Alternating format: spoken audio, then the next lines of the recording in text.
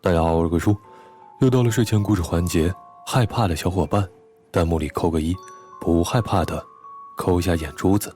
怪谈协会收录粉丝投稿的毛骨悚然的恐怖经历，以下都以第一人称讲述，切记千万不要夜里一个人看。桥头。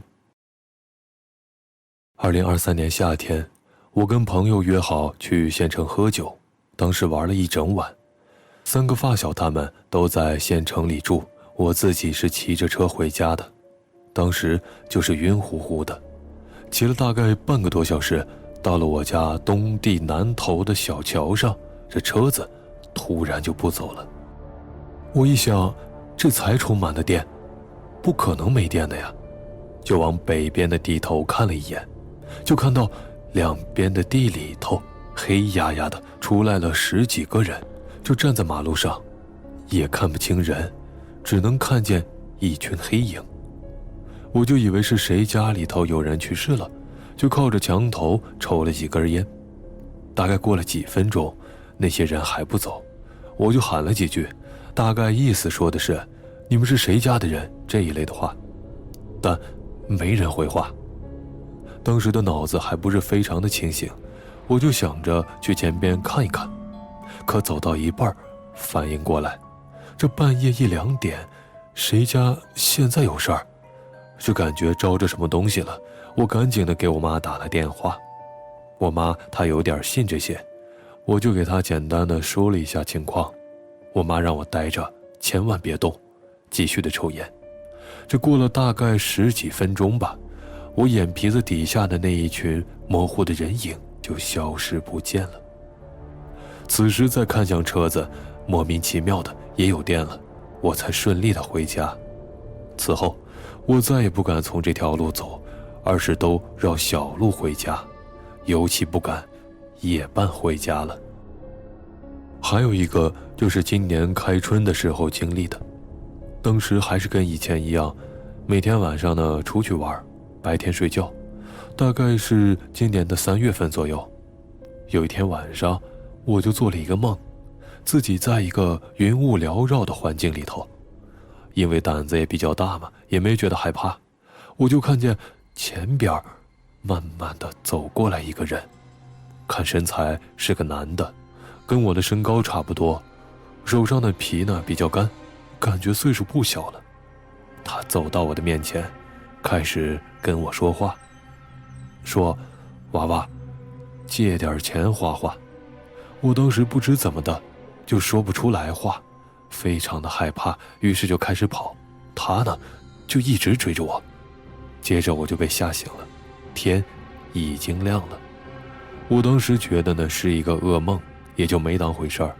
当天无非就是无精打采，没有精神。然而诡异的是，我却连续的2天都做了这同一个梦。我呢以前就听那些老人说过，做噩梦就要拿一把刀放到枕头下面。当时呢我就去我爸妈那屋里头和他们讲了。白天我妈就去庙里烧纸钱，我妈她以为能好，结果第5天晚上这个梦就变了。前半截还是老样子，那个人还是走到我的面前，可突然就掐着我的脖子，问我为什么要用火烧他。我睡着觉就感觉有着强烈的窒息感，就惊醒了。我妈她也听见了我这屋的动静，就过来看看，知道我又做了这个怪梦，于是就立马骑着车载着我去我们村一个看事的人家里。而那个人让我磕了3个头，他特意的嘱咐我说，在下个月3号、6号和9号千万不要出门。他说我这是晚上出去玩从坟地招过来的脏东西，还给了我一个朱砂，让我放身上7天。从那以后我就再也没做过这个怪梦了。哭声。鬼叔，我来自云南红河金平县的一个农村家庭，这个故事有点历史了，是我爸爸他们那个年代发生的事儿。事情发生在农村的一户人家里。这天刚好是这家人媳妇儿出月子的第3个晚上。可不知道是怎么回事儿，平时一直乖巧懂事、不哭不闹的小孩子，到了这天晚上就一直哭个不停。老人家都说，刚出生的婴儿对各种阴性的东西特别的敏感，也特别容易招惹到那些东西。这天小孩子哭得可凶了，但奇怪的是，这小孩子不管是怎么用力哭，他们自家人就是听不到一点儿的动静，就像是被鬼遮耳了一样。按平时的情况，如果他们家的爸妈听不见，那孩子的爷爷奶奶总该会有人听见的吧。但这天晚上4个大人没有一个人听到这小婴儿的哭闹。隔壁的邻居是被这哭闹声吵得实在不行了，邻居呢也是奇了怪了，这平时也没见到小孩子哭这么久的呀。于是就起床穿衣，准备着出去看一下到底是怎么个回事儿。这不看不知道，一看吓一跳。还没等邻居出门，他就从门缝里面看到一个披头散发的老奶奶正扒在这家人房屋的窗户上，看着里面的婴儿。邻居吓得赶紧的拿起家伙开门跑过去。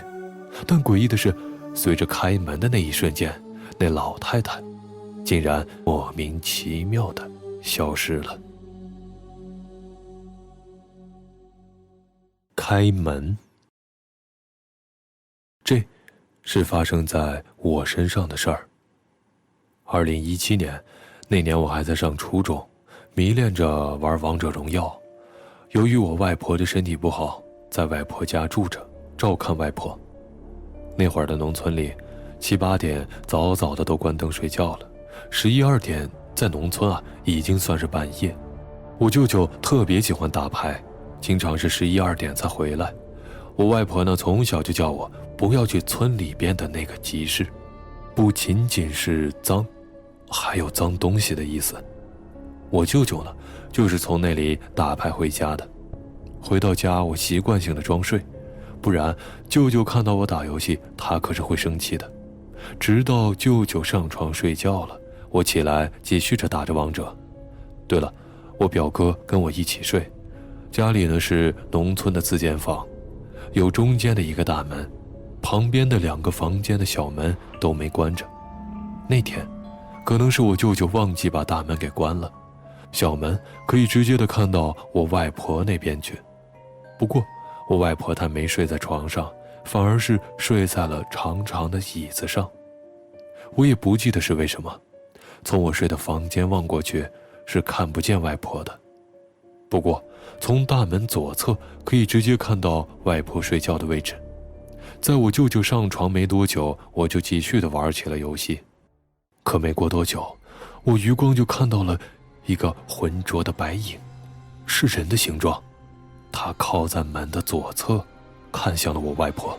我当时留意了一下，多看了几秒，可转过头去，他就消失不见了。我吓得马上的打完了这把游戏，赶紧的上床睡觉。